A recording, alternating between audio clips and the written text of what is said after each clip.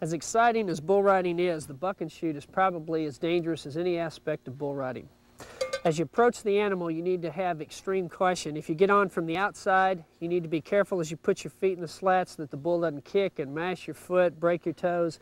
Tremendously distracting before the ride. Again, so that you can stay focused and keep your head in the game, have your helper, have your shoot hook ready. As you approach the animal, have your rope coiled up in a professional manner so that everything's controlled and a systematic approach to the preparation for the ride that's to come. As you drop your bells, your helper's in position to hook it. You got a couple of ways that you can do it. You can be down on the bull or completely out of the buck and shoot. What we would encourage in the bull riding is that you set a rule for yourself that you're either completely on the animal or completely out of the buck and shoot. The most dangerous area is that midway point in the approach to the animal. As you climb over, avoid using the slats in the buck and shoot for a step ladder.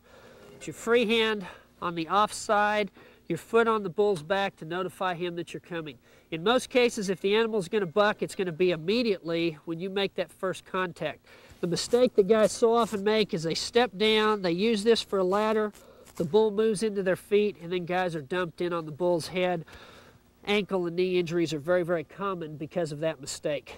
Again, as you step over, your hand goes to the opposite side. The first foot over just touches the bull. You're not putting your weight on him, you're not putting pressure on his back or his kidneys, you're simply notifying him that you're coming, your weight's on your hands. Go down with your feet in that narrow spot. As the bull bucks, you're in complete control, and there's no way that he can put any pressure on you or cause any damage. Get your easy foot down first, and then the other foot, and you're ready for your helper to climb up and help position your rope. Slack, please. Again, voice your commands and take charge. One thing that you'll find as you voice your commands, as you talk to your helper, your confidence goes up and you demonstrate authority over the situation. Pull, please. Check your rope, check your position. If your rope's adjusted so it'll pull, take it from your helper. I've got it. Slack the rope off, bring it across, tie it off.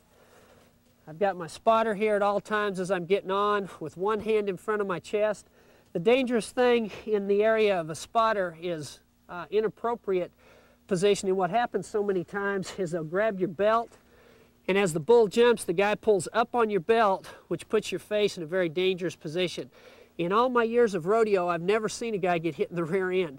The face is the area that you're trying to protect, and by him simply having his hand on my chest, if the bull kicks, all he has to do is pick my chest up. I'm going to have my hands on the buck and shoot, my weight on my feet, and I can take care of business in there that way. After your rope's adjusted, climb out of the buck and shoot to put your glove on. Another really critical mistake is for a guy to set in the buck and shoot, tie his glove on, his hands are in the air. If the bull should buck or jump or just rear or anything, you're exposed, you don't have control, and it's a very dangerous situation. Your gloves tied on outside, you approach the animal the same way, climb back down. As you hand your tail to your helper, your spotter's in position. Again, you position your rope, pull please. Warm your rosin up as the animal ahead of you is going so that you're ready when they get to you. Slack, warm your handhold up. Position your hand correctly against the riser. Your hand against that part of your rope gives your handhold maximum stability and control. Line your hand up down the center of his back. Hold up with your free hand and your helper pulls the rope. Usually this is the point in preparation when the bull is most likely to buck or rear in the buck and shoot. Be aggressive, but be smooth and get your rope pulled and get out of there. If your rope's tight enough, you check it, immediately take control. So often young bull riders will just stop. It's a dead spot, their hands on their leg, and they create an opportunity for problems to occur. If it's tight, take it. Thank you, I've got it. Raise your free hand, tuck that tail up under your hand, and lock your wrist down if you need to take control of your rope. At that point, you're free to take your wrap, and you have control of your rope. Another thing a lot of novice bull riders have grown up with, just as I did, is someone reaching through the buck and shoot to pinch your rope off. The problem is, as he reaches through to hold the rope, and the bull bucks, he's going to let go, which really takes away the help and the support that I needed anyway. If you can lock your wrist down, you do one more thing to put you in control of the situation and build your confidence for the ride that's coming. One of the most controversial things we see is what we call in rodeo a split finger wrap. That is where instead of a conventional wrap, the cowboy will split the two smaller fingers with the tail.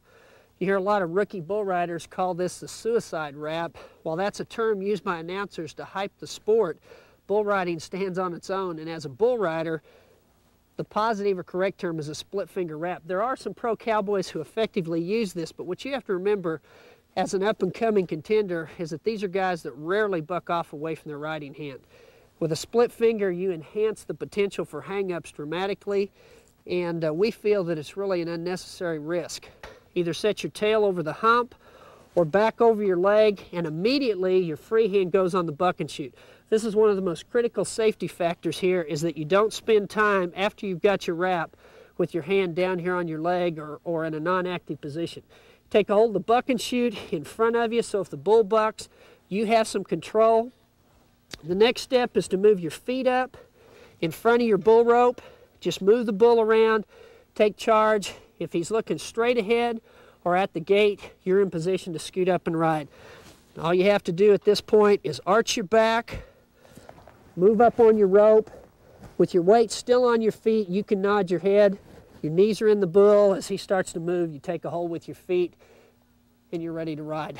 A lot of times what happens is guys will scoot up, they squirm an extra 2 or 3 times, it tips the bull off, he goes to bucking or he gets to laying, leaning down, something causes problems, or they take a hold with their spurs prematurely. That motivates the bull to want to buck because he knows what's coming. If you can simply slide up, wait to take a hold with your feet as the bull turns, you're going to sneak out on bulls that other guys simply can't get a good competitive opportunity on.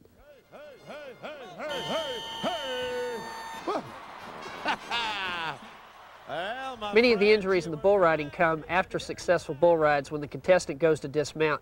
With me is Lloyd Ketchum, National Finals bullfighter, and he's going to talk about some of the things that can help you as a contestant to work with him and other bullfighters to successfully complete the ride and that effort. Lloyd, what are some of the things that you expect from the cowboy in making your job easier? Well, a lot of times I'm always going to talk to the cowboy when he's on the bull. You know, after the whistle blows, I'm going to tell him when to get off. If I'm working by myself, I'm going to straighten the bull out and let him get off into his hand. A lot of times cowboys are wanting to get off away from their hand, and I'm going to try and harp on them and make sure that they get off the right way. I see so many injuries from cowboys getting off the wrong way. Okay, we know that some of the injuries come when bulls are stopped or cowboys tempted to get off on the fence. What would you have to tell a young athlete there? When the bull's stopped, always wait for that whistle, and then I'm going to come in and talk to the cowboy while he's on the bull and tell him that I'm going to get the bull started. You know, a lot of things that's kept a lot of cowboys safe for me is being able to talk and communicate with them. If the cowboy learns to listen to the bullfighter, he's going to know when to exit the bull at the right time.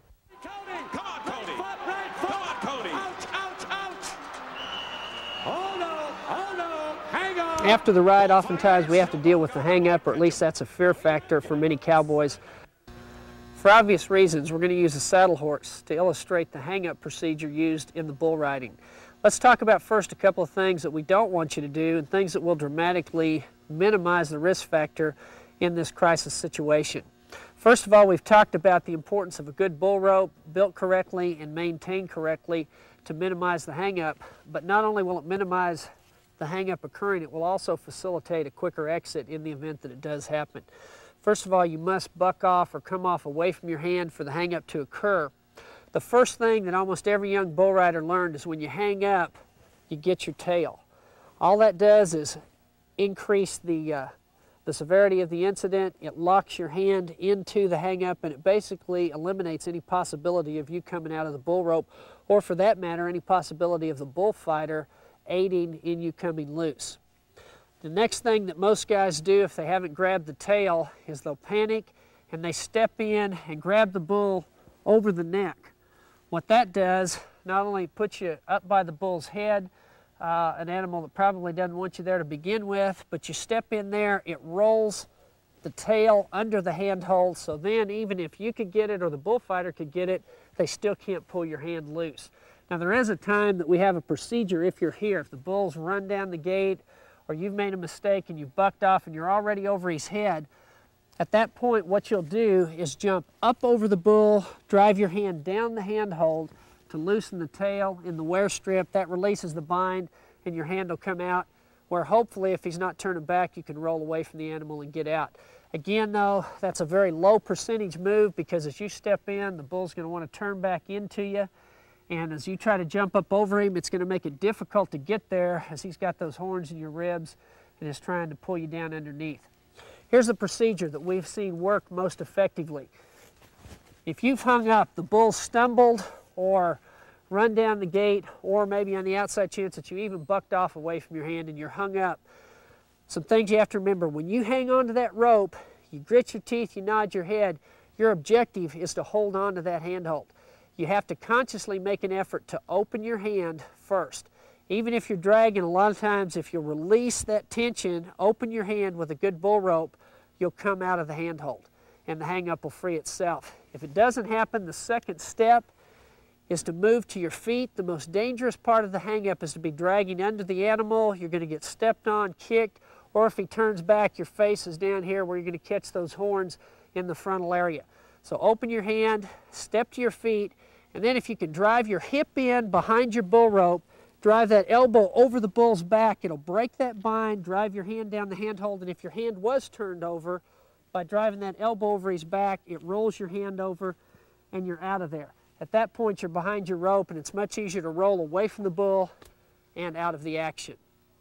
There are times when maybe a cowboy panics or is injured and unable to get to his feet.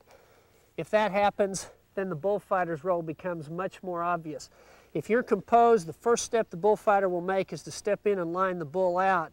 But in the event that you're not actively involved in the hang-up, as we said, because of an injury or because maybe you panicked, the bullfighter then has to step in and Lloyd's going to take it from here and tell you what he'll do. For a reason the bull rider hasn't come loose, it's a job for the bullfighter to come in on the opposite side of the bull rider so the bull rider can keep his feet. As I come in and jump at the bull, I'm going to try and run my arm underneath him to bring that arm up and the other hand to free the rope from him. As the bull rider comes loose, he should get to the nearest fence possible, and that'll let the bullfighter take the bull away so the cowboy can get to safety. They're trying, and in position they are. They are doing everything that can possibly be done. Ladies and gentlemen, this hand is locked. We've got help.